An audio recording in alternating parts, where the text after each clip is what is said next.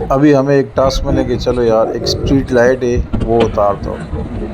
तो हम पहुंच गए उसी जगह पे, उसी लोकेशन पे। और ये सामने खंबे पे जो लगे है ना स्ट्रीट लाइट, इसको अभी उतारना है।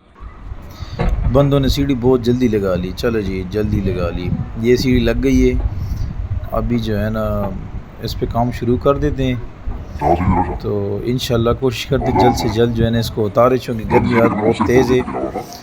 आज तकरीबन मेरे ख़्याल में अंदाज़े के मुताबिक 41 सेंटीग्रेड है, और 41 सेंटीग्रेड है इस टाइम जो है ना तकरीबन 2:30 बजे है। गर्मी जो कि 2:30 बजे बहुत तेज़ होती है।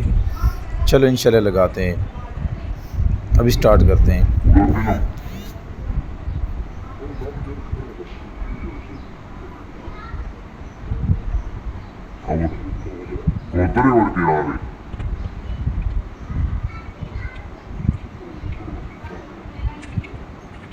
ये परिंदे वगैरह भी उड़ रहे हैं बहुत ज़्यादा ना, तो ये भी थोड़ा सा ख़तरनाक हो सकते हैं क्योंकि ऊपर 11,000 लेन है ना। चलो इंशाल्लाह भी उतार देते हैं इसको।